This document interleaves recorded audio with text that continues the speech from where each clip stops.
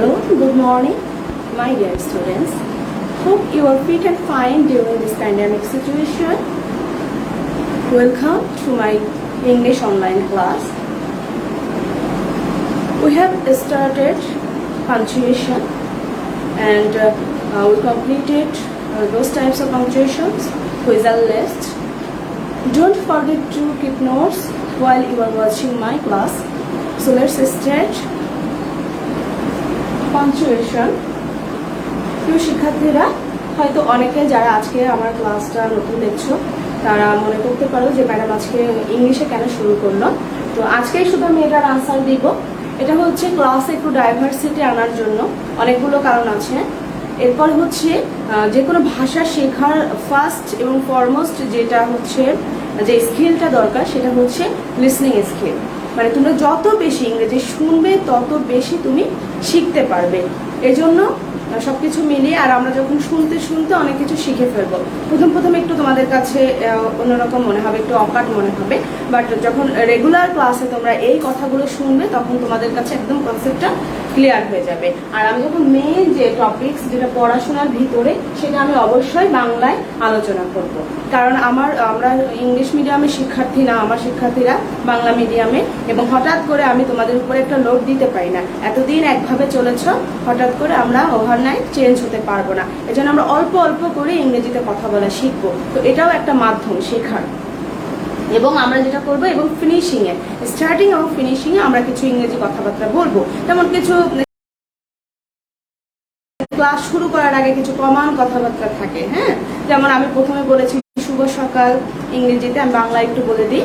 তারপরে কি বললাম যে হচ্ছে আশা করছি তোমরা সবাই সুন্দর আছো, ভালো আছো এই মহামারীর সময়।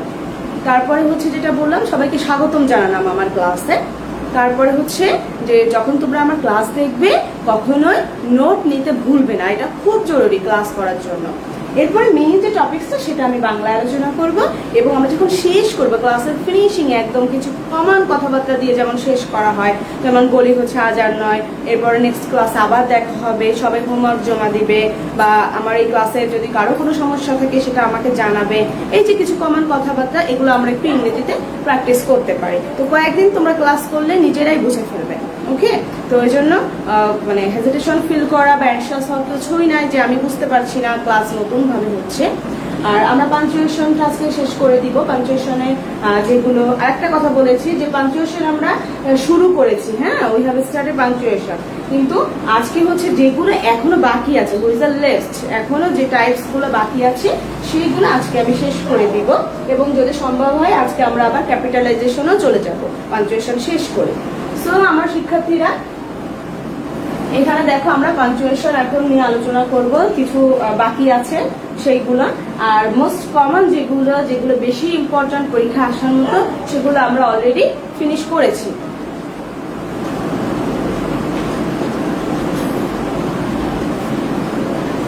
আজকে হচ্ছে ইউজ অফ এক্সক্লামেশন। এক্সক্লামেশনে আমরা জানি যে আমরা যখন কোনো কিছু নিয়ে খুব বেশি অবাক হয়ে যাই, তাই না, সেই সময় যে চিহ্নটা ব্যবহার করা হয় সেই চিহ্নটাও কিন্তু এই বিরাম চিহ্নের একটা টাইপস, একটা বিরাম চিহ্নের একটা প্রকারভেদ বলতে পারো। তাহলে আমরা আজকে কি লিখবো? Use of exclamation. Use of exclamation. Use of exclamation, এটার অর্থ হচ্ছে কি বলতো? এক্সক্লামেশনটা হচ্ছে বিস্ময়বোধক যে চিহ্ন, সেই বিস্ময়বোধক চিহ্নের ব্যবহার। এই জন্য যেটা করতে হবে, এক্সক্লামেশনটা কি সেটা বুঝতে হবে, হ্যাঁ। এক্সক্লামেশন হচ্ছে বিস্ময়বোধক, যখন আমরা অবাক হয়ে যাই, মানে খুব অ্যাস্টনিশড হই কোনো কিছু শুনে, তখন আমরা এই চিহ্নটি ব্যবহার করি। এবং এই চিহ্নটা কিরকম? এই চিহ্নটা হচ্ছে জাস্ট এরকম, চিহ্নটা জাস্ট একটা গাড়ির মতো দিয়ে নিচে একটা ডট হবে। তো এবার হচ্ছে এক্সক্লামেশনটা আমরা কখন ব্যবহার করি? এটা হচ্ছে একদম সব থেকে কমন যে ব্যবহার, সেটা হচ্ছে বিস্ময় বা অবাক হলে আমরা এই চিহ্নটি ব্যবহার করি। তো বাংলায় আমি একটু বুঝাই, মনে করো আমরা বলি না যে বাহ পাখিটা তো খুব সুন্দর, এই যে বাহ বললাম, তারপরে আমি এই চিহ্নটি ব্যবহার করলাম, তাই না? বাহ বলে বা পাখিটি খুব সুন্দর, পাখিটি খুব সুন্দর। তাই না? এই যে বা ইংরেজিতে যেমন হচ্ছে হুররে, হ্যাঁ, আমরা যখন খেলায় জিতে যাই তো আমরা বলি না যে hurray we have on the game. তো এই ধরনের যে এক্সপ্রেশন গুলো আছে সেক্ষেত্রে আমরা এই চিহ্নটি ব্যবহার করি। তো এটাকেও হচ্ছে পাঞ্চুয়েশন বলা হয়, এটাও পাঞ্চুয়েশনের একটা প্রকার।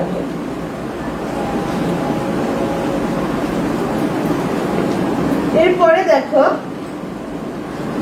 Use of inverted comma. Inverted কমাটা আমরা অলরেডি হচ্ছে তোমার শিখেছি কখন, যখন হচ্ছে আমরা ন্যারেশন করেছি। হ্যাঁ, ন্যারেশন সবাই কম বেশি শিখেছ।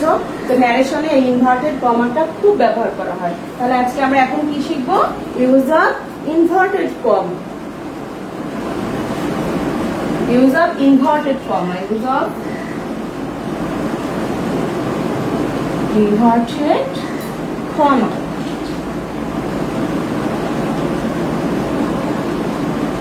এই যে use of inverted comma, inverted কমাটা হচ্ছে এরকম দুইটা চিহ্ন। হ্যাঁ, আমরা যখন কম্পিউটারে আমরা ওয়ার্ড ফাইলেও যখন কাজ করি, কম্পিউটারে যখন হচ্ছে এমএস ওয়ার্ডে কাজ করি, তখনও কিন্তু দেখবে যে এই যে কিবোর্ডে এই চিহ্নটি দেওয়া আছে।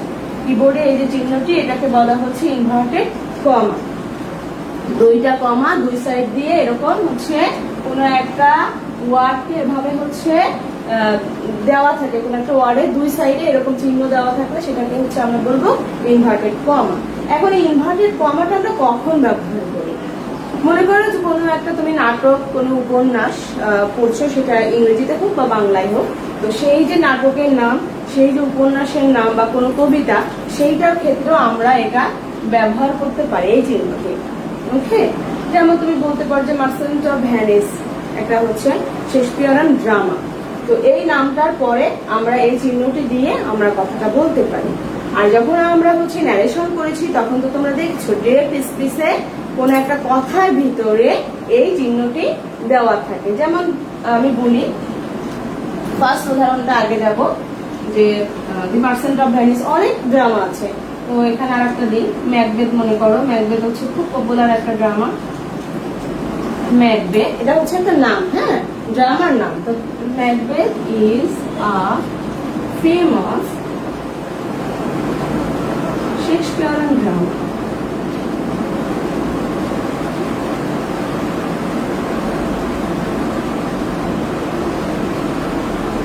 Shakespearean drama. তো আমরা কি বললাম যে ম্যাকবেথ হচ্ছে উইলিয়াম শেক্সপিয়ার, সেই শেক্সপিয়ারের একটা নাটক, বিখ্যাত নাটক। তো এই যে আমি যে নামটা লিখেছি এটার ভিতরে আমি একটা ইনভার্টেড কমা দিলাম। তুমি বাংলারও যে কোনো কবির হচ্ছে লেখনী নিয়েও তুমি বাক্য গঠন করতে পারো। তো এই হচ্ছে একটা উদাহরণ। আর একটা উদাহরণ যেটা বলেছি, যেটা আমরা হচ্ছে ন্যারেশনে শিখেছি, যে কোনো ডিরেক্ট স্পিচের মধ্যে আমরা এটা ব্যবহার করি।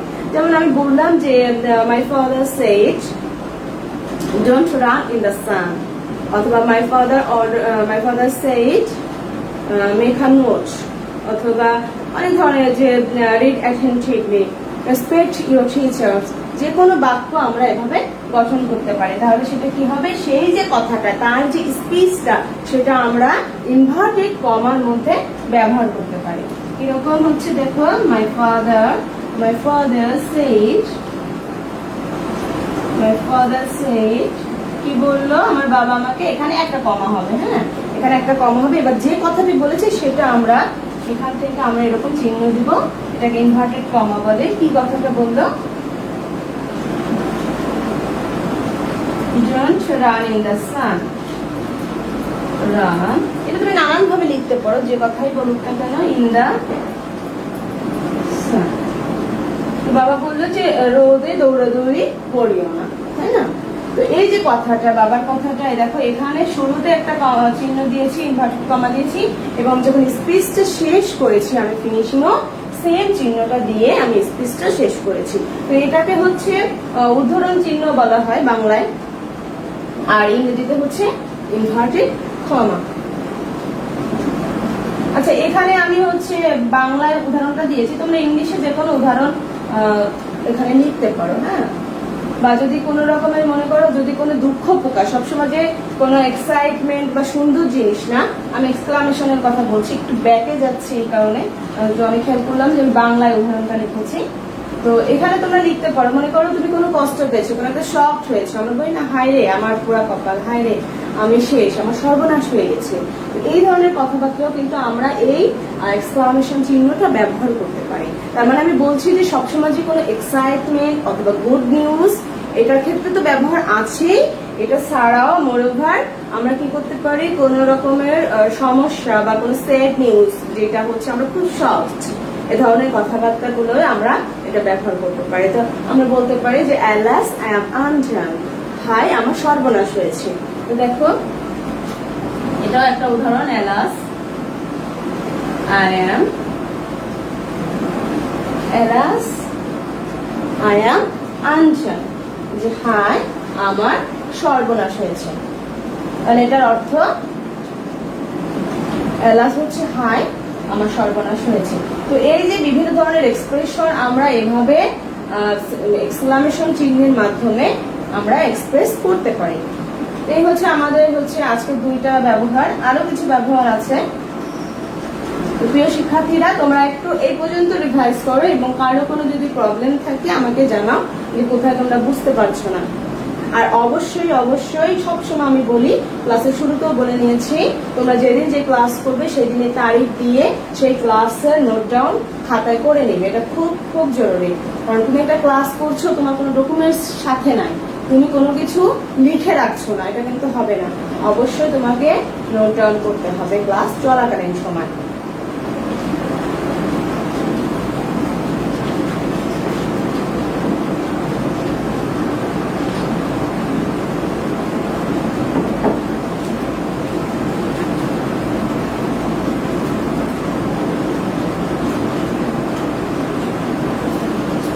আচ্ছা, আমি একটু টাইম দিয়েছি যাতে তোমরা লিখে নিতে পারো এই কারণে।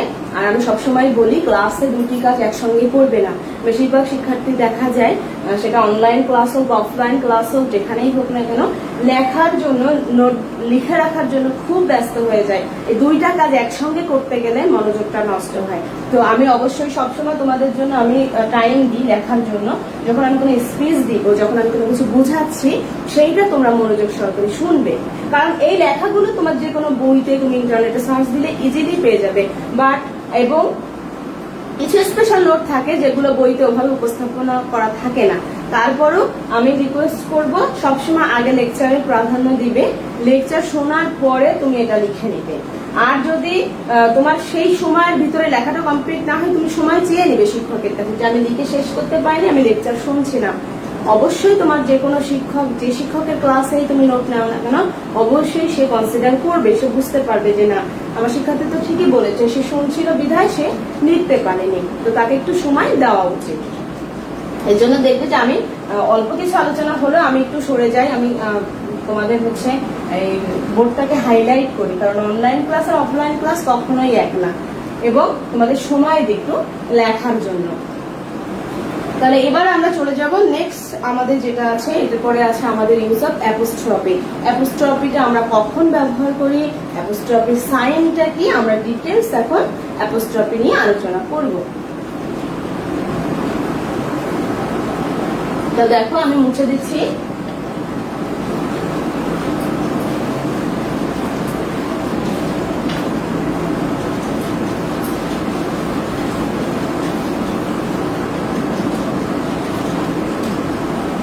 ইউজ অফ অ্যাপোস্ট্রফি, অ্যাপোস্ট্রফিটা কি সেটা আমাদের জানতে হবে। এই অ্যাপোস্ট্রফিটা কিন্তু আমরা হরহামেশা বিভিন্ন লিখনীতে আমরা ব্যবহার করছি, বাট হয়তো আমরা ওটার নাম জানি না, তাই না? হয়তো অনেকে আমরা নাম জানি না সে যে অ্যাপোস্ট্রফিটা আসলে কি, আমরা অনেকে হয়তো চিহ্নটা চিনি বাট নামটা নাও জানতে পারে। তাহলে আমরা একটু লিখে নিই, আমরা এখন কিসের ব্যবহার শিখছি, use of apostrophe. Use of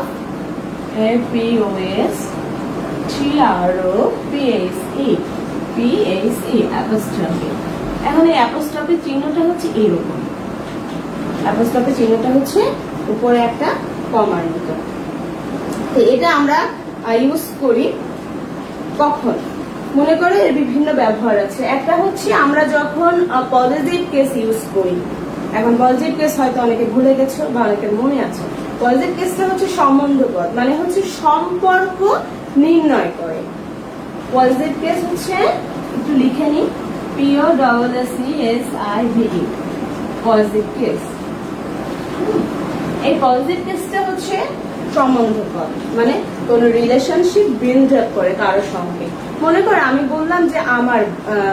বললাম যে রহিমের ভাই, বা হচ্ছে কোন একটা নাম দিয়ে এর সাথে সম্পর্ক আছে, তার বাবা, এরকম যদি আমরা কারোর নামের সঙ্গে এরকম যদি অ্যাপোস্ট্রফি ব্যবহার করি, মানে সম্পর্ক নির্ণয় করি। এবং বাংলায় সবসময়ের জন্য চেনার একটা সহজ উপায় হচ্ছে র বা এর আসবে। আমি সবই লিখে দিব, আগে আমার আলোচনা শোনো। র বা এর আসবে একটা সম্পর্ক, মানে রহিমের বাবা, তারপরে শিরিনের মা, তার ভাই, এই যে একটা র বা এর যখন আসবে বাংলায়, তখন তুমি বুঝে যাবে যে এটা হচ্ছে পজিটিভ কেস, এবং তখনই আমাকে এই চিহ্নটি ব্যবহার করতে হবে। এখন এটা সাধারণত ব্যক্তিবাচক শব্দের সঙ্গে বেশি ব্যবহার করা হয়। বস্তুবাচক শব্দে আবার দি এবং অফ, সেটার আলাদা ব্যবহার আছে। আমি একটু আলোচনা করবো, একটু ক্লিয়ার করি। তো এটা হচ্ছে, তাহলে কি হলো, পজিটিভের বাংলা হচ্ছে সম্বন্ধ পদ। এটার বাংলা কি? সম্বন্ধ পদ। আমি সবসময় চেষ্টা করি বাংলা গ্রামারের সাথে ইংরেজি গ্রামারের লিঙ্ক আপ করা, যাতে তোমরা যখন ইংরেজি গ্রামার শিখতে যাবে বা বাংলা গ্রামার শিখতে যাবে, যখন দুটার ভিতরে তোমরা সম্পর্ক বুঝতে পারবে যে এইটার সঙ্গে এইটার এইখানে মিল আছে, তাহলে কি হবে, একসাথে এক ঢিলে দুইটা পাখি মারা হয়ে যাবে। ঠিক আছে? তাহলে সম্বন্ধ পদ কোনটা? যেটা হচ্ছে রিলেশন বোঝায়, কোনো সম্পর্ক। হ্যাঁ, আমি বইয়ের ভাষায় না, আমি তোমাদের বোঝানোর জন্য আমার মতো করে লিখে দিচ্ছি। কোন সম্পর্ক নির্ণয় করে, কোন সম্পর্ক নির্ণয় করে। হ্যাঁ, কোন সম্পর্ক নির্ণয় করে। তো এখানে হচ্ছে সেটা কিরকম, এবং বাংলায় চেনার উপায়, যেহেতু আমরা হচ্ছে আমাদের মাতৃভাষা বাংলা, তো আমরা যখন কোনো বিদেশি ভাষা শিখবো, সেটা ইংরেজি হোক বা আদার ল্যাঙ্গুয়েজ হোক, আমরা সব সময়ের জন্য বাংলার সাথে লিঙ্ক করে শিখবো। সো এই জন্য বাংলায় যদি আমরা এটাকে ট্রান্সলেট করি, বাংলা যদি চিনতে যাই, সেক্ষেত্রে আমরা দেখবো যে বাক্যের মধ্যে যদি র বা এর এই দুটো শব্দ থাকে, তাহলে আমরা বুঝে নিব সেটা হচ্ছে পজিটিভ কেস। তাহলে কি হবে, বাংলায় আমি একটু লিখে দিচ্ছি, বাংলায় বাক্যের মধ্যে র বা এর থাকবে, বাক্যের মধ্যে র বা এর থাকবে। হ্যাঁ, আমার এখানে স্পেসটা অনেক কম, একদম আমার দুই সাইডে দুইটা সোফা দেওয়া, আমি মাঝখানে মিডিল একটু সময় জায়গার মধ্যে ক্লাস নেই, তো এই জন্য হয় কি, আমি স্পেসের জন্য আমি পুরো বোর্ডটাকে হাইলাইট করতে পারি না। কিন্তু নিয়ম হচ্ছে, যখন আমি বোর্ডে লিখবো, আমার শিক্ষার্থী ফুল বোর্ডটা সুন্দরভাবে দেখবে, মানে আমাকে যাতে ওভাবে বেশি ভালো না দেখা যায়, বোর্ডটা যেন তারা স্পষ্টভাবে দেখতে পারবে। তো এই জন্য যেটা হয়েছে, আমি যেটা করি, আমি হচ্ছে লেখার পরে সরে যাই, যাতে তোমরা বোর্ডটা দেখতে পারো। ওকে, বাংলায় বাক্যের মধ্যে র বা এর থাকে। হ্যাঁ, এখন তুমি মনে করো আমি তো তোমাকে শিখিয়ে দিলাম যে র বা এর থাকে। এখন তুমি এমন কোন একটা বাক্য থাকলো যেখানে র বা এর আছে বাট অ্যাপোস্ট্রফি নেই। হ্যাঁ, সেটা হয়তো তুমি যখন অন্য কোনো পড়াশোনায় যাবে, একটু উপরের লেভেলে উঠবে, তখন তুমি কিন্তু একটু কনফিউজড হয়ে যাবে যে আমার শিক্ষক আমাকে শিখিয়েছিলেন র বা এর থাকবে, কিন্তু এখানে তো আমার ম্যাচ করছে না। তো সেই সমস্যাটা যাতে পরবর্তীতে তোমাদের কারো ফেস করতে না হয়, এই জন্য আজকে আমি একদম ক্লিয়ার কনসেপ্ট দিব। এখানে হচ্ছে ব্যক্তিবাচক বস্তুর সাথে, ব্যক্তিবাচক, আমি একটু লিখে দিই, ব্যক্তিবাচক বস্তু হবে, ব্যক্তিবাচক বস্তু না, ব্যক্তিবাচক একটা জিনিস, আর হচ্ছে বস্তুবাচক। তো হচ্ছে ব্যক্তিবাচক অবজেক্ট থাকবে। ওকে, মানে হচ্ছে কোনো ব্যক্তি বুঝাবে, সেক্ষেত্রে এই যে অ্যাপোস্ট্রফি ব্যবহার করতে হবে, ব্যক্তিবাচক অবজেক্ট। যেমন আমি উদাহরণ দিলে তোমরা ভালো বুঝতে পারবে। উদাহরণটা কিরকম, যেমন আমি বাংলায় একটু উদাহরণ লিখি, যে রহিমের ভাই, তুমি একটা বাক্য বলে যে রহিমের ভাই আমার পরিচিত। তো রহিমের ভাই আমার পরিচিত, এটা যদি তুমি মানে যদি লিখতে চাও এটাকে আমরা ট্রান্সলেট করে ফেলবো ইংলিশে। তো সেক্ষেত্রে কি হবে, রহিমের ভাই। রহিম কি ব্যক্তি না বস্তু? রহিম অবশ্যই কোনো ব্যক্তি, কোনো মানুষ। ব্যক্তিকে সংক্ষেপ সহজে, আরো যদি সহজে বলতে চাই সেক্ষেত্রে হচ্ছে কোনো মানুষ বোঝাবে। তো রহিমের ভাই আমার পরিচিত, তাহলে রহিমের ভাই, এখানে কি একটা র আছে? দেখো তো এখানে কিন্তু একটা র আছে, তাহলে এটা ব্যক্তিবাচক অবজেক্ট। এবং এখানে অবজেক্ট হোক বা সাবজেক্ট হোক, সাবজেক্ট তোমরা জানো সেন্টেন্সের সাধারণত শুরুতে থাকে এবং অবজেক্ট সাধারণত শেষের দিকে থাকে। এই সাবজেক্ট অবজেক্টের আরো ডিটেলস আছে, বাট আমি এই ক্লাসে এখন ওইদিকে যাচ্ছি না। তো রহিমের ভাই, এখানে অবজেক্ট বা সাবজেক্ট আমি লিখে দিই, ব্যক্তিবাচক সাবজেক্ট লিখে দিই।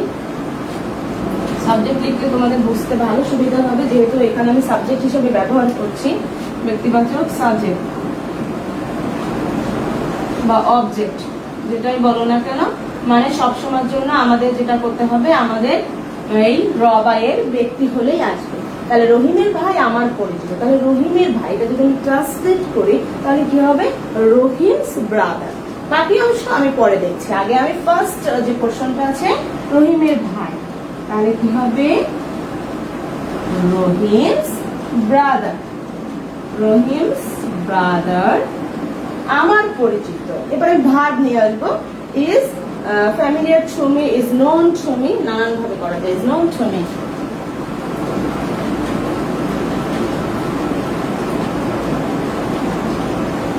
ওকে, তাহলে দেখো রহিমের ভাই, এই যে চিহ্নটা দিয়েছি এটা হচ্ছে অ্যাপোস্ট্রফি।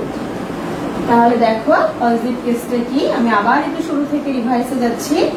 কোন সম্পর্ক নির্ণয় করে, সম্পর্কটা কিরকম, এবং এই পজিটিভ কেসের বাংলায় আমরা কি বলবো, সম্বন্ধ পদ।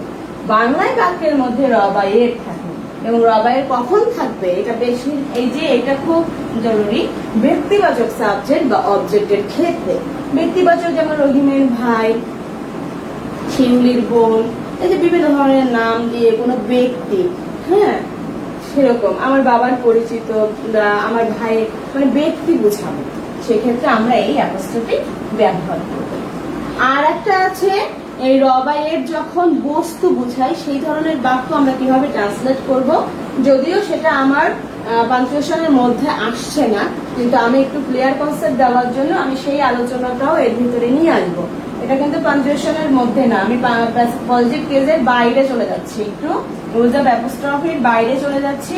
এবং যেহেতু ব্যক্তিবাচক এবং বস্তুবাচকের মধ্যে যে পার্থক্যটা, যে ট্রান্সলেশন করার যে পার্থক্যটা, এইটা বোঝানোর জন্য আমি মেইনলি এই টপিক্সটা নিয়ে আসছি। তাহলে যদি বস্তুবাচক কোনো অবজেক্ট থাকে তাহলে আমরা কিভাবে বাক্য করব। বস্তুবাচক কিরকম, মনে করো একটা চেয়ার, তাই না, চেয়ারের কয়টি পায়া আছে, তো আমি যদি বলি the legs of the chair, তো এখানে বস্তু হলে একটা অফ ব্যবহার করা হয়, দি প্লাস নাউন তারপরে অফ। এভাবে আমরা ছোটখাটো ট্রান্সলেশন গুলো করতে পারি। তো সেটার জন্য আমি একটু লিখে দিব, দেখো প্রিয় শিক্ষার্থীরা তোমরা একটু লিখে নাও, এটা নোট ডাউন করে নাও। এরপরে আমি চলে যাব যে বস্তুবাচক কোনো বাক্য আমরা কিভাবে তৈরি করতে পারি, এবং সেটা যদি র বা এর এই শব্দ দুটি আসে, র বা এর এটা চলে আসে, সেক্ষেত্রে আমরা কিভাবে একটা বাক্য তৈরি করতে পারি। এটা কিন্তু অ্যাপোস্ট্রফির ব্যবহারের মধ্যে নাই, আমি এর আগেও একবার বলেছি, আবার রিপিট করছি। বস্তুবাচকের ক্ষেত্রে যদি তুমি র বা এর দিয়ে বাক্য তৈরি করতে যাও, বস্তুবাচক সাবজেক্ট বা অবজেক্টের ক্ষেত্রে, দেখো সাবজেক্ট বা অবজেক্টের ক্ষেত্রে, বস্তুবাচক সাবজেক্ট বা অবজেক্টের ক্ষেত্রে সেটা কিরকম, মনে করো এটার স্ট্রাকচার হবে বি থাকবে, একটা নাউন মিডিলে থাকবে, এবং পরে থাকবে একটা অফ। এটা একটা স্ট্রাকচার, হ্যাঁ, এটা বিভিন্ন জায়গায় তোমাদের শূন্য স্থান পূরণ বা বিভিন্ন কাজে তোমাদের উপরের ক্লাসে লাগবে। Be plus noun, noun plus of. মানে আমি যদি বলি the legs of the chair, okay, এরকম বস্তুর ক্ষেত্রে হবে। তারপরে মনে করো আমার হাতে যে একটা মার্কার আছে, তাই মার্কারের উপরে কিন্তু একটা ক্যাপ আছে, আমি যদি বলি the cap of the marker, the cap of the marker, তাই না? আমাদের কি হয়, মার্কারে যদি ক্যাপটা আমরা ভালোভাবে টাইটলি লাগিয়ে না রাখি, মার্কারে কিন্তু কালি শুকিয়ে যায়। তো এই যে এই ধরনের বস্তুবাচকের সাথে কোনো এর বুঝাবে, কোনো রিলেশন বুঝাবে, সেক্ষেত্রে আমরা এই স্ট্রাকচার ব্যবহার করবো। তাহলে আমি বললাম the leg of the chair, the leg of the chair, অথবা টেবিল, অথবা আমি যেটা বললাম the cap of the marker, the cap of the marker. তাহলে এখানেও কিন্তু আমার র বা এর বোঝাচ্ছে, বাট আমি অ্যাপোস্ট্রফি ব্যবহার করছি না। আমি কি স্ট্রাকচার ব্যবহার করছি? The plus noun plus of, তাই না? তো এক্ষেত্রে আমরা এই স্ট্রাকচার ফলো করে সেন্টেন্স তৈরি করব। তাহলে আমরা সম্বন্ধ পদ নিয়ে আমরা আলোচনা করলাম। এবার অ্যাপোস্ট্রফির আরো ব্যবহার আছে, সেই ব্যবহারগুলো দেখবো। প্রিয় শিক্ষার্থীরা, তোমরা অবশ্যই এটা নোট করে নিবে, কারণ তোমাদের হচ্ছে বিরাম চিহ্নের মধ্যে শুধু ফার্স্ট যেটা আমি পড়িয়েছি যে ব্যক্তিবাচকের ক্ষেত্রে র বা এর অ্যাপোস্ট্রফি ব্যবহৃত হয়, কিন্তু এই নিয়মটা কিন্তু এর ভিতরে পাবে না, কারণ এটা পাঞ্চুয়েশনের বাইরে। তো তোমরা অবশ্যই এটার সঙ্গে যদি এটা নোট ডাউন করে নাও, তোমরা পরবর্তীতে এটা ভালো বুঝতে পারবে যে কখন আমি অ্যাপোস্ট্রফি ব্যবহার করবো আর কখন আমি এই স্ট্রাকচার দিয়ে আমি এই ধরনের বাক্য গঠন করতে পারবো।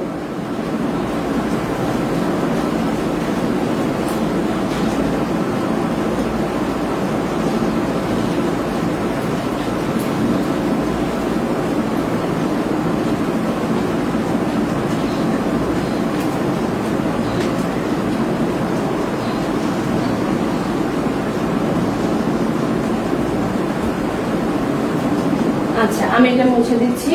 এবার আমরা চলে যাবো অ্যাপোস্ট্রফির আরো কিছু যে ব্যবহারের কথা বলেছিলাম সেই ব্যবহারগুলোতে।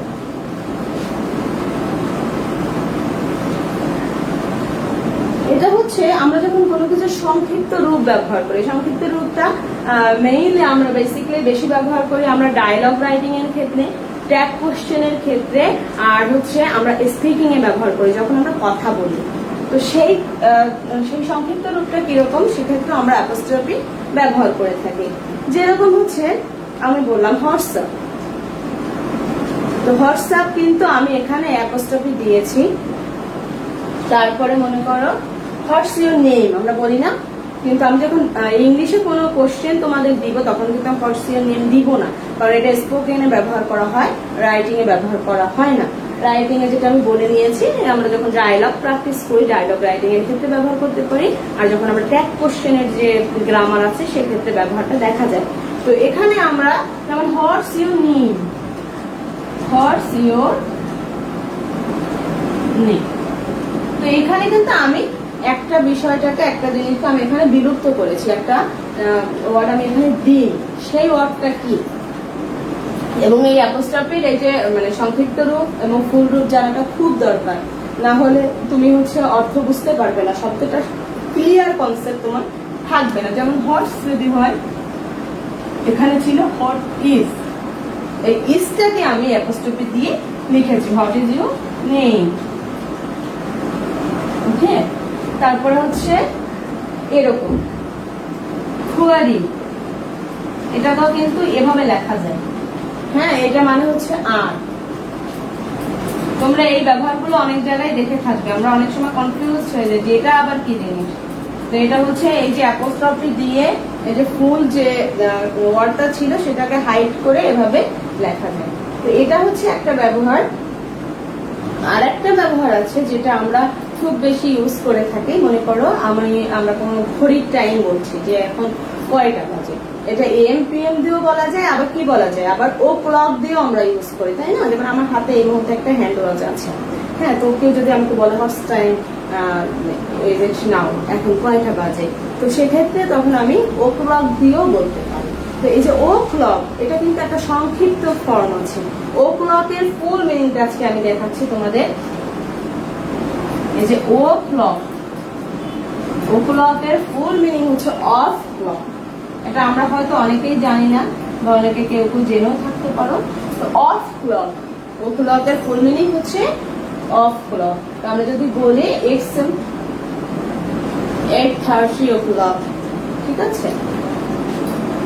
এটা যদি আমি একটু উদাহরণ লিখি, আমরা বলতে পারি ইটস 8:30 ও ল।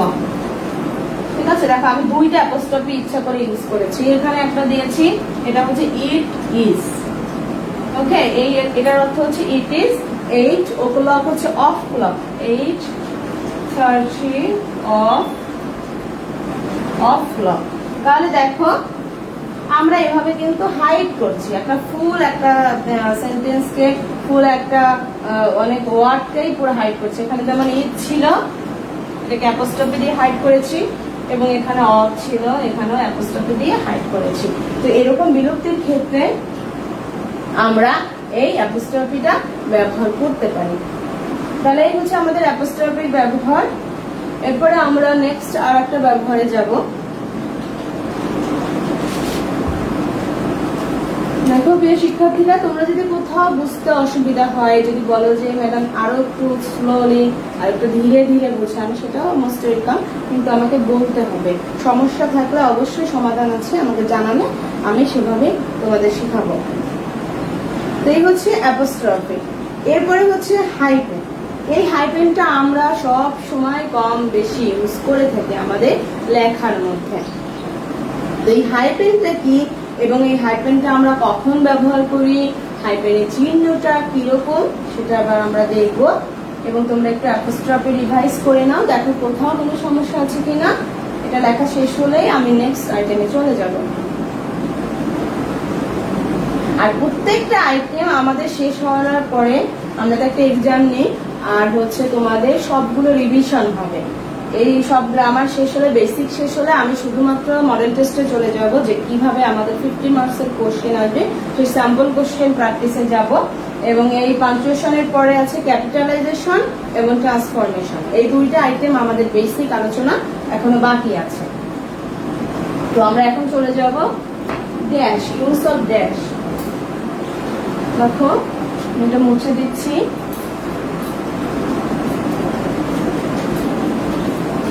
ড্যাশ না, সরি, আমি হাইপেনে যাব। হাইপেন ড্যাশ দুইটা আলাদা আলাদা বিষয়, একটু হালকা পার্থক্য আছে, চিহ্নটা প্রায় কাছাকাছি, একটার লেন্থ একটু কম আর একটার লেন্থ একটু বেশি। এটা অনেক সময় আমরা কনফিউজড হয়ে যাই। একটু দেখি, আমরা এখন হাইপেনে যাব। তো হাইপেনটা হচ্ছে একটু লেন্থ কম থাকবে। হ্যাঁ, যখন আমি ড্যাশ বুঝাবো তখন তোমরা ইজিলি বুঝতে পারবে। দেখো এটা একটু এরকম হাইপেন। এই হাইপেনটা আমরা কখন ব্যবহার করব? হাইপেনটা হচ্ছে, মনে করো যে কম্পাউন্ড কিছু ওয়ার্ড আছে, মানে কয়েকটা ওয়ার্ড মিলে একটা ওয়ার্ড, যেমন father in law, sister in law, এটা কিন্তু একটা শব্দ বোঝাচ্ছে। এই কম্পাউন্ড ওয়ার্ডের ক্ষেত্রে আমরা হাইপেন ব্যবহার করে থাকি। তাহলে কম্পাউন্ড ওয়ার্ড আমরা একটু লিখে নিই। কম্পাউন্ড ওয়ার্ড মানে হচ্ছে মানে যৌথ, মানে অনেকগুলো শব্দ মিলে যখন একটা শব্দ হয় সেটাকে বলা হয় কম্পাউন্ড ওয়ার্ড। আমি একটু সংক্ষেপে লিখে দিই একটু বোঝানোর জন্য। আমি বলছি, আমি কিন্তু সবসময় নিজের ভাষা ব্যবহার করি শিক্ষার্থীদের বোঝানোর জন্য। কম্পাউন্ড ওয়ার্ড বলতে সহজে যেটা তুমি বুঝবে, যে কয়েকটি শব্দ মিলে যখন একটি শব্দ গঠিত হবে, কয়েকটি শব্দ মিলে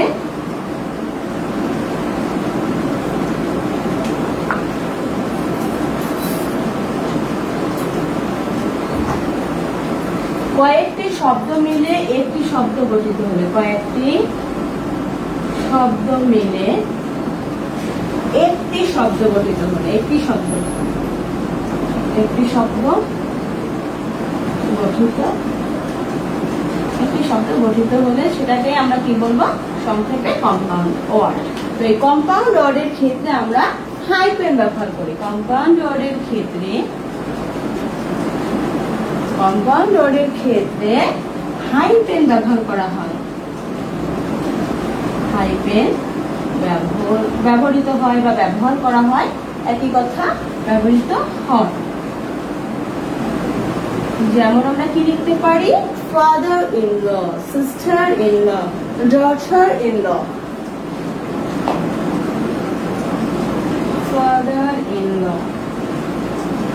তাই না? একটা শব্দ নেই, সিস্টার ইন ল,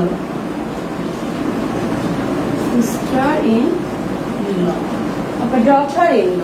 এই যে বিভিন্ন যে অনেকগুলো শব্দ মিলে যখন একটা শব্দ গঠিত হচ্ছে, এই যে আমি যে চিহ্নটি মাঝে দিচ্ছি এই সবগুলোকে হাইফেন চিহ্ন বলা হয়, এগুলোকে কি বলা হয়? হাইফেন চিহ্ন বলা হয়।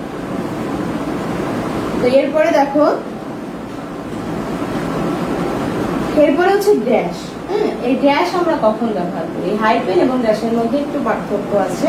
হাইফেনের লেন্থটা হচ্ছে একটু কম এবং ড্যাশের লেন্থটা একটু বেশি, এবং ব্যবহারের দিক থেকেও পার্থক্য পরিলক্ষিত হয়।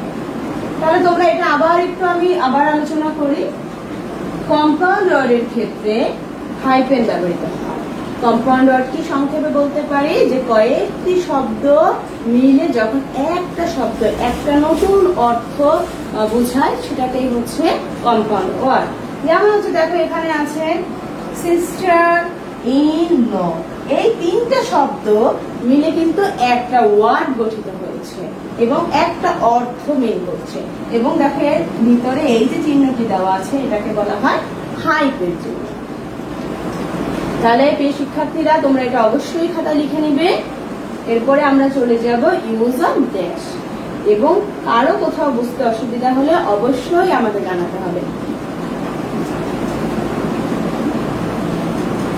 দেখো আমি এটা মুছে দিব।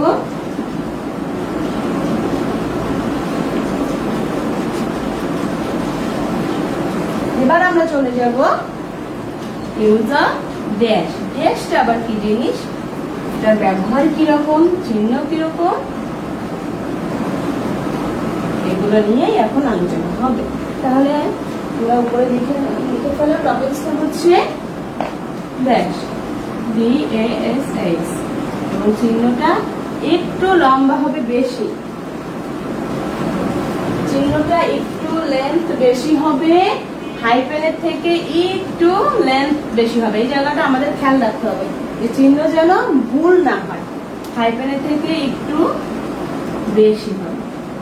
মনে করো আমরা কোনো একটা টপিকস নিয়ে কথা বলছি, হ্যাঁ, টপিকস নিয়ে কথা বলতে বলতে এই রিলেটেড যখন অন্য কিছু একটা চলে আসে, যেমন হচ্ছে একটু আগে আমি সম্বন্ধ রবাইয়ের ব্যবহার দেখিয়েছি, এর সঙ্গে হচ্ছে দি প্লাস নাউন প্লাস অফেরটা কাছাকাছি রিলেটেড, যদিও এটা পাঞ্চুয়েশনের ভিতরে না, বা আমি একটা কথা বলছি, কথা বলতে বলতে আমি একটা অন্য প্রসঙ্গে চলে যাচ্ছি।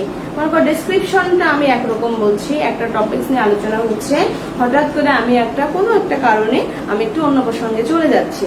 তো এরকম যদি কোনো সময় নতুন কোনো ভাবের অবতারণা হয় একটা কথা বলতে বলতে, ঠিক সেই সময় আমরা হচ্ছে সেই টানটাকে, যখন আমি অন্য একটা ভাবের আদান প্রদান করছি, সেক্ষেত্রে আমি এই ড্যাশ চিহ্নটি ব্যবহার করতে পারবো। সেটা কিরকম আমি একটু উদাহরণের মধ্য দিয়ে আসি, সেটা একটু আমরা দেখে নিই। যেটা হচ্ছে আমি যখন বললাম যে if I had lost all my wealth but why think of the past, যে যদিও আমি আমার সব সম্পদ, আমার সবকিছু হারিয়ে ফেলেছি, তাহলে কেন আমি আমার অতীত নিয়ে ভাববো? তা যখন আমি সব সম্পদ হারিয়ে ফেলেছি, আমি বর্তমানের একটা কথা বলছি, একটা সেম টাইম আমি বলছি যে তাহলে কেন, ওয়াই আমি হচ্ছে আমার অতীত নিয়ে চিন্তা করবো। তাহলে দেখো বর্তমানের সঙ্গে অতীতের একটা কম্পেয়ার করেছি। বর্তমানের কথা বলাকালীন সময় আমি যখন অতীত কাজে চলে গেছে, অতীত স্মৃতিতে বলো, অতীত মেমোরিজে বলো, পাস্ট মেমোরিজ, তো তখন আমি কি করলাম, আমি এই ড্যাশ চিহ্নটি ব্যবহার করেছি। এরপরে হচ্ছে যেমন হচ্ছে আমরা তোমার মনে করো কোনো একটা অসংলগ্ন অংশ যদি আমি আগের পরে ব্যবহার করি, একটা কথা একভাবে বলছি, যেমন all the men both rich and poor will die, হ্যাঁ, সব ধরনের লোক, সেটা কিরকম লোক আমি আরো স্পেসিফিক করে বললাম যে ধনী এবং গরিব। হ্যাঁ, এই ব্যবহারগুলো কিন্তু সচরাচর দেখা যায় না। আমি আগেই বলে নিয়েছি যে মোস্ট কমন, মোস্ট ইম্পর্টেন্ট যে রুলস গুলো, যেগুলো আমাদের পরীক্ষায় অ্যাজ ইউজুয়াল এসে থাকে, সেগুলো আমি শুরুর দিকেই করিয়ে নিয়েছি। এখন যেগুলো আছে সেগুলো হচ্ছে লেস ইম্পর্টেন্ট, বা অত বেশি পরীক্ষায় আসে না, বা কম ব্যবহৃত হয়। যেহেতু আমরা যখন করাচ্ছি সবগুলোই একটু কম বেশি আলোচনা করে যাব, এ কারণেই আমি মেইনলি এটা বলছি। তো আমরা সবসময় মানে বিষয়টা বোঝার চেষ্টা করব।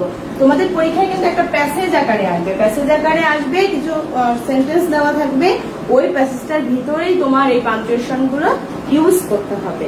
সেটা আমি এক্সারসাইজ যখন করাবো অবশ্যই দেখাবো। তাহলে কি হলো যে আমি যখন নতুন কোনো ভাবে, নতুন কোনো চিন্তাধারার প্রকাশ ঘটাতে যাই তখন হচ্ছে আমি ড্যাশ চিহ্নটি ব্যবহার করি। তাহলে তুমি এখানে লিখতে পারো, এবং এটা কিন্তু একটা সেম টাইম হবে, দুইটা কথা দুইটা কাজ একসঙ্গে হবে। কোন একটা বর্তমান সিচুয়েশন বলছো, এর সঙ্গে তুমি পাস্ট সিচুয়েশনটাকে একটু মিক্স আপ করছো, বা একটু আমরা স্মৃতি রোমন্থন করি অনেক সময়, বা একটা কথা তুমি একটা ডেসক্রিপশন দিচ্ছ, মনে করো একটা পিকনিকের ডেসক্রিপশন দিচ্ছ, হঠাৎ করে তুমি সেখানে অন্য একটা তোমার একটা বার্থডে সেলিব্রেশনের কথা মনে পড়ে গেল, ওটার সঙ্গে তুমি আর একটা টপিকস নিয়ে এসছো। তো এরকম যদি হয় সেক্ষেত্রে আমরা ড্যাশ দিয়ে নেক্সট যে সেন্টেন্সটা সেটা ব্যবহার করতে পারি। তাহলে আমি যেটা বলেছিলাম শুরুতেই যে I had lost all my wealth, তারপরে why not, কেন আমি, but why think of the past, কেন আমি আমার অতীতকে চিন্তা করব। এই কথাটাই যে বলতে হবে তা না, তুমি তোমার মতো করে, আমি অনেকগুলো উদাহরণ দিয়েছি বাংলায়, তুমি তোমার মতো করে যে কোনো বাক্য এভাবে লিখতে পারো। I've lost all my wealth, এরপরে দেখো এই ড্যাশ চিহ্নটি দিতে হবে, হাইপেনের থেকে একটু লেন্থটা বড়, এই জায়গাটা আমরা খেয়াল রাখবো। Why think of the past, of the past। তো এই যে বাক্যটি আমি যেভাবে লিখেছি এখানে দেখো, আমি এই যে দুইটা সেন্টেন্স, এখানে একটা সেন্টেন্স ছিল, একটা কথা একটা সিচুয়েশনের কথা বলা আছে, একটা প্রেজেন্ট সিচুয়েশনের কথা বলা আছে, এরপরে মিডিলে আমি এই চিহ্নটি দিয়েছি, এই চিহ্নটি দেওয়ার পরে আমি আরেকটা এক্সপ্রেশন দিয়েছি, তখনই আমি এই ড্যাশ চিহ্নটি ব্যবহার করেছি। তো এরকম যদি কোনো পরিস্থিতি আসে তো সেক্ষেত্রে আমরা এরকম ড্যাশ চিহ্ন দিয়ে দুইটি বাক্য তৈরি করতে পারি। দেখো এটা একটা সেন্টেন্স, এটা একটা সেন্টেন্স, এবং শুরুতে আমি বলেছি একটা প্রেজেন্ট সিচুয়েশনের কথা, এবং শেষে বলেছি আমি একটা পাস্ট সিচুয়েশনের কথা। যেহেতু ভিন্ন ভাবের মানে এখানে আগমন ঘটেছে, এই কারণে আমি ড্যাশ চিহ্ন দিয়েছি। এই চিহ্নটাকে কি বলবো? ড্যাশ। দেখো হাইপেন এবং ড্যাশের মধ্যে পার্থক্য দেখো, হাইপেনটা ছিল ছোট আর ড্যাশটা একটু বড়। ওকে, প্রথমটা হচ্ছে হাইপেন, এই প্রথমটা কি চিহ্ন? হাইপেন, আর পরেরটা হচ্ছে ড্যাশ। তো এইটা আমরা যেন মিক্স আপ করে না ফেলি। হ্যাঁ, দুইটা কিন্তু আলাদা চিহ্ন, আলাদা ব্যবহার, আলাদা এক্সপ্রেশন। তো এটা আমরা একটু খেয়াল রাখবো যাতে আমাদের এই ধরনের কাছাকাছি যে বিষয়গুলো কখনো মিক্স আপ না হয়। তো প্রিয় শিক্ষার্থীরা, তোমরা একটু লিখে নাও যে ড্যাশ আমরা কোথায় ব্যবহার করছি। এর আরো ব্যবহার আছে, আমি ওগুলো যাচ্ছি না, কারণ যেগুলো আমার বেশি দরকার নেই আমরা সেগুলো নিয়ে এত বেশি সময় নষ্ট করব না।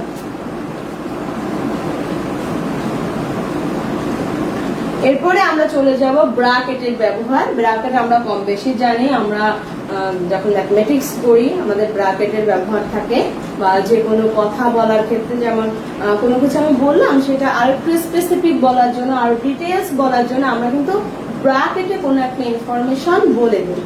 তো সেটা কিরকম আমরা দেখব। তাহলে আমরা এবার চলে যাব ইউজ অফ ব্র্যাকেট। এবং এই ব্র্যাকেট হচ্ছে তিন ধরনের আছে, তাই না? এবং বাংলায় যেটাকে বলে বন্ধনী, বাংলায় ব্র্যাকেটকে বলে বন্ধনী, যে প্রথম বন্ধনী, দ্বিতীয় বন্ধনী এবং তৃতীয় বন্ধনী।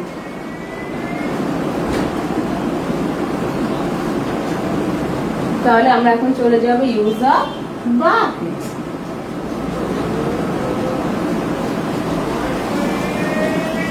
এই ব্র্যাকেটসটাও কিন্তু এই পাংচুয়েশনের একটা টাইপস, এই জন্য এটার ভিতরে এই টার্মগুলো আলোচনা করা আছে। তাহলে আমরা কি বলতে পারি?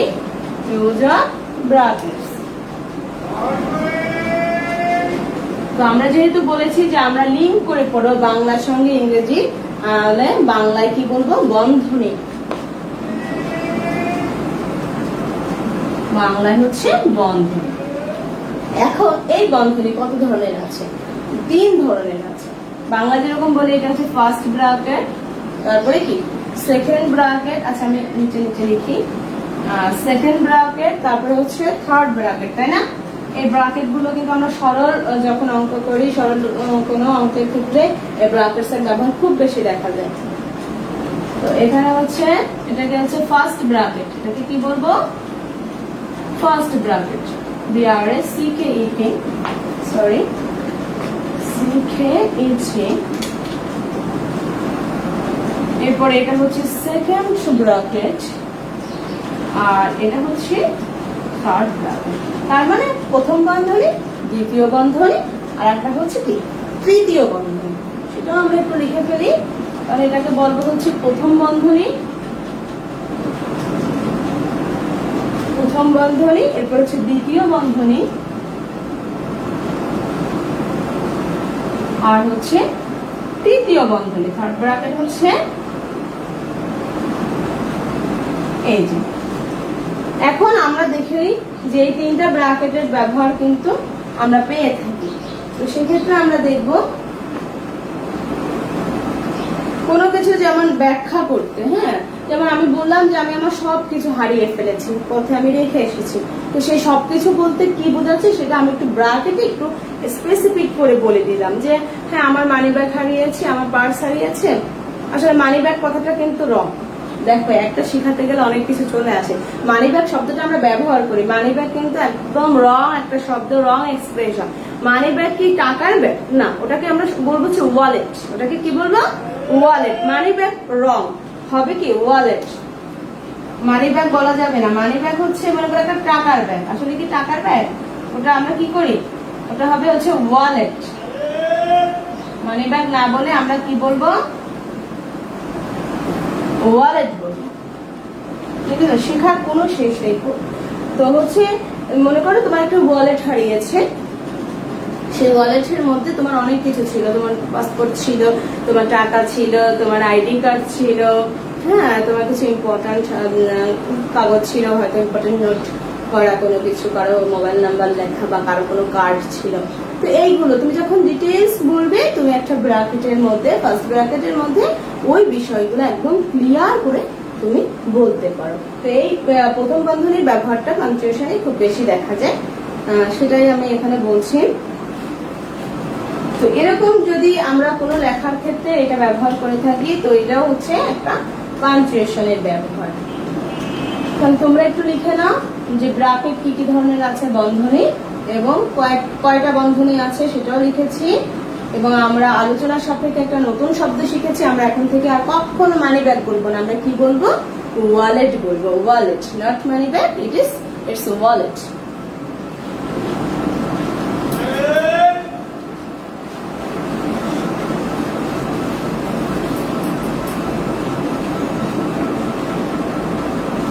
তো আমরা ফার্স্ট ব্র্যাকেটটা বলতে পারি, যেমন যেটা বললাম যে আমি সবকিছু হারিয়েছি। I have lost ওয়ালেটই লেখো। যে মনে করো তুমি তোমার ওয়ালেটটা হারিয়ে ফেলেছো। এখন ওই ওয়ালেটের মধ্যে কি কি ছিল, বা I have lost everything in my wallet, এভাবেও তুমি সেন্টেন্স তৈরি করতে পারো। মানে এভরিথিং বলতে তুমি আসলে কি কি বুঝাচ্ছ সেটা স্পেসিফিক করে তুমি ব্র্যাকেটে বলে দিবে যে ভিতরে কি কি ছিল। ওকে, I have lost everything in my wallet. In my wallet. এরকম হয় কিন্তু অনেক সময় আমাদের অনেক জরুরি গুরুত্বপূর্ণ কিছু জিনিস হারিয়ে যায়, যার জন্য আমাদের অনেক সাফার করতে হয়। তো এই জন্য আমরা কি করবো যে এই ধরনের যখন বাক্য লিখবো যেটার মধ্যে, সরি এখানে মাই হবে, extremely sorry, slip of the pen, এখানে হচ্ছে মাই হবে, মাই ওয়ালেট। এখন আমার ওয়ালেটটা হারিয়ে গেছে, ওয়ালেটের মধ্যে কি কি ছিল আমি সব হারিয়েছি।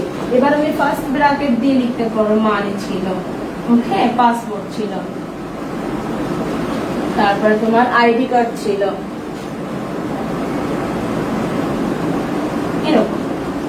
এরকম কয়েকটা বিষয় তুমি এখানে, বা তোমার কোনো ছবি ছিল, আরো যদি কিছু থাকে সেটা তুমি এভাবে এরকম ফার্স্ট ব্র্যাকেটের ভিতরে ইনক্লুড করতে পারো। তো এটা ছিল আমাদের আজকে বিরাম চিহ্নের যে ব্যবহারগুলো, যে টাইলস গুলো আমাদের বাকি ছিল। তো প্রিয় শিক্ষার্থীরা, তোমরা আজকে আমরা শুরু থেকে যা যা শিখেছি আমি সেটা একটু লিখে দিব যে আজকে আমরা কি কি শিখেছি। What we have learned today from our lessons, from our class, we included it, we just summarized it in short. তো আমি যেটা বললাম যে আমরা এই ক্লাসে যা যা শিখেছি সেটা একটু সামারাইজ করবো, একটু সারমর্ম করে, একটু সংক্ষেপে করে আমরা এখানে লিখবো, সারাংশ করে একটু লিখবো। তো এই দেখো প্রত্যেকটা জায়গায় শিখার আছে। আমি যে বললাম সারাংশ এবং সারমর্ম, এটা কিন্তু আমরা বাংলায় পড়ে থাকি, তাই না? তো সারাংশ আর সারমর্মের মধ্যেও পার্থক্য আছে। সারাংশ হচ্ছে কোনো গদ্য টাইপের, মানে কোনো প্রবন্ধ টাইপের কোনো ডিটেলস লেখার যে সংক্ষেপটা বলি, যে সিনপসিসটা বলি। আর সারমর্ম হচ্ছে কোনো কবিতা, মনে করো কোনো কবিতার লাইন দিল, সেই কবিতার লাইনটাকে তুমি কবিতা থেকে কি কি বুঝেছো, ওই যে লাইনগুলো দিয়ে তুমি কি মানে ওটার ভাবার্থ কি, ওটা দিয়ে আসলে কবি কি বোঝাতে চেয়েছেন, সেটা যখন আমরা সংক্ষেপে বলি সেটাকে বলে হচ্ছে সারমর্ম। দেখো শেখার কোনো শেষ নেই আমাদের, মানে কি বলবো, প্রত্যেকটা জায়গায় আমাদের শেখার আছে সারাংশ আর হচ্ছে সারমর্ম।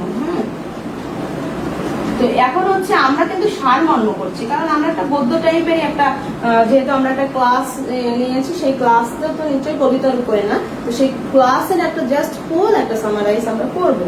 তাহলে সারাংশ হচ্ছে কোনটা, কোন গদ্য টাইপের। এখন গদ্য আবার কি জিনিস যদি বলে থাকো, গদ্য হচ্ছে গল্প, প্রবন্ধ, এই ধরনের কোন যদি বিষয়বস্তুর উপরে আমি সংক্ষেপে লিখি, জাস্ট জিসটা লিখবো, কি বুঝিয়েছে।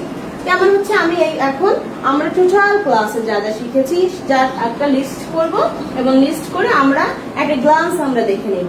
ক্লাসের শেষ হতে হতে অনেক সময় দেখা যায় শুরুর অনেক কিছু আমরা ভুলে যাই, এটা খুব জরুরি।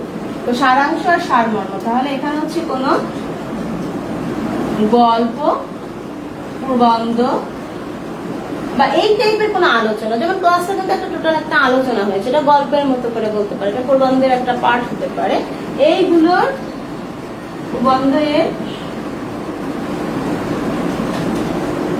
প্রবন্ধ এর হচ্ছে এটাকে কি বলবো, সংক্ষিপ্ত রূপ, মানে সংক্ষেপে যদি আমরা বলবো, জাস্ট হোল একটা সামারাইজ করলাম, এর সংক্ষিপ্ত বিবরণ বলতে পারো। হ্যাঁ, সংক্ষিপ্ত বিবরণ, এগুলো কিন্তু 4টা বা 5টা বাক্যে হয়ে থাকে।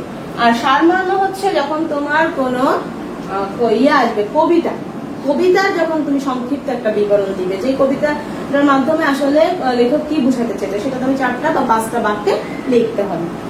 এই সারমর্ম হচ্ছে কবিতার সংক্ষিপ্ত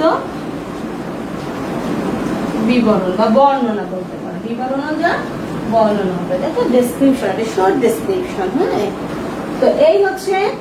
এবার আমি চলে যাব যেটা বলছিলাম, যে আমরা এখন করবো সারাংশ, একটা সিনপসিস করবো, যে আমরা কি করেছি, একটা সামারাইজ করবো।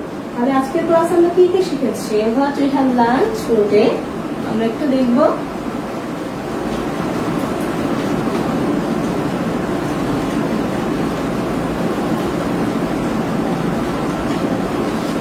আমি যদি কোনো ইংরেজি বলি, এট দ্য সেম টাইম আমি সেই ইংরেজি বাংলা বলে দিব। এভাবেই আমরা অল্প অল্প করে ইংরেজি শিখতে পারি, শুনে, যেটা খুব দরকার। আমরা কিন্তু কোনো ইংরেজি কার্টুন দেখি না, দেখো খুব কম স্টুডেন্টরাই দেখে, কোনো ইংলিশ মুভি দেখি না, কোনো ইংলিশ গান শুনি না, কিন্তু প্রচুর হিন্দি সিরিয়াল দেখো। হিন্দি কোনো বই কি আমাদের বাংলাদেশে আছে? কোনো বই কি তোমার হচ্ছে সিলেবাস আছে? কখনো হিন্দি গ্রামার শিখেছো? বা কখনো ওয়ার্ড কি তোমাকে কেউ কোনো টিচার লিখে শিখিয়েছে? শিখায়নি। তারপরও অনেকেই তোমরা হিন্দি অনর্গল বলতে পারো বা হিন্দি কোনো কথা বুঝতে পারো। এর একমাত্র কারণ হচ্ছে ওই ভাষাটার প্রতি তোমার ইন্টারেস্ট আছে, ওই ভাষায় যে সিরিয়ালগুলো হয়, টিভি সিরিয়ালগুলো হয়, যে মুভিজগুলো হয়, সেগুলো আমরা খুব বেশি দেখে থাকি, খুব বেশি ইন্টারেস্টেড। একটা ছোট্ট বাচ্চা দেখবে যারা বেশি হিন্দি কার্টুন দেখে, এরা কিন্তু অনেকেই হিন্দি অনর্গল বলতে পারে। তো কেন পারছে? কারণ সে ওইগুলো নিয়ে নাড়াচাড়া করছে। এট দ্য সেম টাইম তুমি একটা ছোট বেবি, একটা ছোট বাচ্চাকে তুমি যখন ইংলিশ, তার বয়স অনেক কম, তাকে যখন হচ্ছে ইংলিশ কার্টুন গুলো দেখানো হচ্ছে, বা ও যখন হচ্ছে এগুলো দেখে দেখে অনেক কিছু, কিন্তু ও হয়তো ফুল অর্থ বুঝতে পারছে না, বাট ওই কার্টুন দেখে অনেক কিছু কিন্তু সে আইডিয়া করতে পারছে, যে এটা দিয়ে সে এইটা বোঝাচ্ছে। এটা কিন্তু আসলেই একটা ফ্যাক্ট। এটা হচ্ছে একদম শেখার প্রপার ওয়ে। এই যে আমি গ্রামার শিখাবো বা ইংরেজি ফার্স্ট পেপার তোমরা যখন ক্লাস করবে বা পরীক্ষা দিবে, ততটুক সময় শুধু ইংরেজির মধ্যে থাকবে, পড়া শেষ, ক্লাস শেষ, ওটা থেকে একদম আমরা বেরিয়ে এসেছি। এই ওয়ের জন্য, এই কারণের জন্য আমরা ইংরেজি শিখতে পাই না। সো এটাকে আমাদের শিক্ষার জন্য অনেক ওয়ে আছে, আনন্দের মাধ্যমে শিখতে হবে। তো দেখো আজকের ক্লাসে আমরা যা শিখলাম, আজকের ক্লাসে যা শিখলাম, আমরা একটু দেখি আলোচনাটা আমরা কোথা থেকে শুরু করেছিলাম। হ্যাঁ, তোমরা নিজের একটু মনে করো তো, একদম ক্লাসের শুরু থেকে যারা ছিলে একটু মনে করো যে আমরা আজকে কোথা থেকে শুরু করেছি। আমরা আজকে যা যা শিখেছি আমি একটু পয়েন্ট আউট করবো। হ্যাঁ, আমরা শিখেছি বিরাম চিহ্নের ব্যবহার। আমি ইংলিশে লিখে দিচ্ছি use of exclamation. Use of, যদিও বাংলা ইংলিশ মিক্স আপ হয়ে যাচ্ছে। হ্যাঁ, আজকের ক্লাসে আমরা যা যা শিখলাম মানে হচ্ছে what we have learned in this class. হ্যাঁ, ইউজ অফ এক্সক্লামেশন, এরপরে হচ্ছে use of inverted comma, use of inverted comma, use of exclamation একটু সাইনটাও দিয়ে দিই, ইউজ অফ ইনভার্টেড কমা। তারপরে আর কি শিখেছি আজকে? ইউজ অফ অ্যাপোস্ট্রফি, তাই না? মনে আছে ইউজ অফ অ্যাপোস্ট্রফি। একটু যেহেতু নাউন আমরা একটু ক্যাপিটাল লেটারে একটু লিখে হাইলাইট করার জন্য। নাউন ক্যাপিটাল লেটারে লেখা যায় বাক্যের যেখানেই হোক না কেন, মিডিলে হোক বা যে অংশেই হোক না কেন। Use of exclamation, use of inverted comma, use of apostrophe, use of apostrophe. এরপরে আছে use of hyphen, use of dash, use of hyphen, আর একটা হচ্ছে ইউজ অফ ড্যাশ। ড্যাশ আর হাইপেনের মধ্যে আমি ডিফারেন্স কিন্তু দেখিয়েছি। এটা হচ্ছে একটু বেশি, লেন্থটা একটু বেশি হবে। ওকে, লেন্থটা একটু বেশি হবে হাইপেনের থেকে। দেখো শব্দের উচ্চারণটা সঠিক উচ্চারণ হবে ডিফারেন্স, আমরা বলি ডিফারেন্স, ডিফারেন্স না ডিফারেন্স। হ্যাঁ, দেখো আমি এখন শুরুর দিকে তোমাদের শুরুটা এবং শেষটা ইংলিশে করছি, এই জন্য আমি কিন্তু একটু থেমে থেমে আস্তে আস্তে করে বলছি যাতে আমার শিক্ষার্থীরা ইংরেজিটা বুঝতে পারছে। কিন্তু যখন আমরা দেখা যাবে বেশ কয়েকটা ক্লাস আমরা শুরু এবং শেষ ইংলিশে করছি, তখন কিন্তু আমি আস্তে আস্তে আমার স্পিডটা বাড়িয়ে দেবো, মানে ফ্লুয়েন্সিটা আমি বাড়িয়ে দেবো, একটু দ্রুত বলবো আমি। কারণ আমার শিক্ষার্থীদের তো আমি অলরেডি ওই শব্দগুলোর সঙ্গে ওই বাক্যগুলোর সঙ্গে আমি পরিচিত করিয়েছি, এই জন্য আমার শিক্ষার্থীরা এখন এক্সপার্ট হয়ে গেছে, এটা বেশ কয়েকটা ক্লাসের পরে। তো এই জন্য আমরা এভাবেই আস্তে আস্তে গ্রাজুয়ালি আমাদের নিজেদেরকে চেঞ্জ করতে হবে, ওভারনাইট চেঞ্জ করতে পারবে না। যত বেশি বলবা তত বেশি দেখবে ফ্লুয়েন্সি বেড়ে যাবে। তো আমি যে কথাগুলো বলি এখানে তো তোমার হচ্ছে লাইভ ক্লাস এগুলো কিন্তু থাকবে, তো তুমি এটা বারবার শুনবে, মানে আমি কথাগুলো কি বলেছি বারবার শুনবে এবং নিজে বলার চেষ্টা করতে হবে। শুধু শুনলে হবে না, তোমাকে শুনতে হবে, এট দ্য সেম টাইম তোমাকে বলতে হবে। তো দেখো তাহলে ইউজ অফ ড্যাশ, তো এই ছিল আমাদের আজকের আলোচনা। এবং আর একটা টপিক আমি বাদ দিয়েছি, সেটা হচ্ছে ইউজ অফ ব্র্যাকেট, যেটা লাস্ট ওয়ান। ওকে, যেটা লাস্ট ওয়ান, যেটা আমি সর্বশেষ তোমাদের আলোচনা করেছি, বন্ধনী, বাংলায় যেটাকে বলে বন্ধনী। তো এখানে হচ্ছে লাস্ট ওয়ান হচ্ছে ইউজ অফ ব্র্যাকেটস, BRACKETS।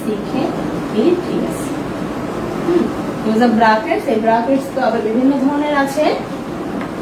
তো আমরা মেইনলি আজকে ফার্স্ট ব্র্যাকেটস এর আলোচনা করেছি, তো এই জন্য আমি একটু ফার্স্ট ব্র্যাকেটটাই দিয়ে দিচ্ছি। তো শিক্ষার্থীরা তোমরা একটু এট এ গ্লান্স তোমরা ফুল ক্লাসটা দেখে নাও, রিভাইজ করে নাও যে তুমি কোনো টপিকস তোমার বুঝতে অসুবিধা আছে কিনা।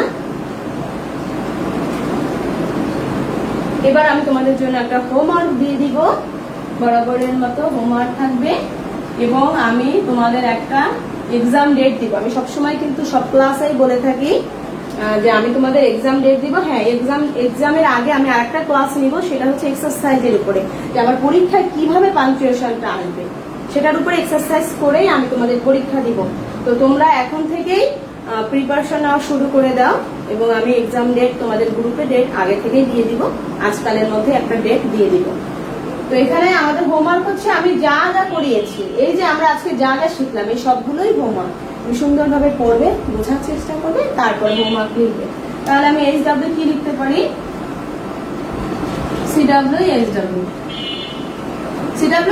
এটা কিন্তু একদম ফাঁকি দেওয়া একটা কথা হয়ে যায়, কিন্তু যেহেতু আমি আমার এই সাইডে আমি ডিটেলস আমি লিখে দিচ্ছি যে আমরা যা যা শিখলাম, এই যা যা শিখেছি এটাই তোমার হোমওয়ার্ক। ওকে, এই জন্য আমি সংক্ষেপে লিখেছি CW SW, তার মানে class work is the homework. CW অর্থ কি? ক্লাস ওয়ার্ক, মানে ক্লাসে যে কাজটি করানো হয়েছে সেটি হচ্ছে তোমার বাড়ির কাজ।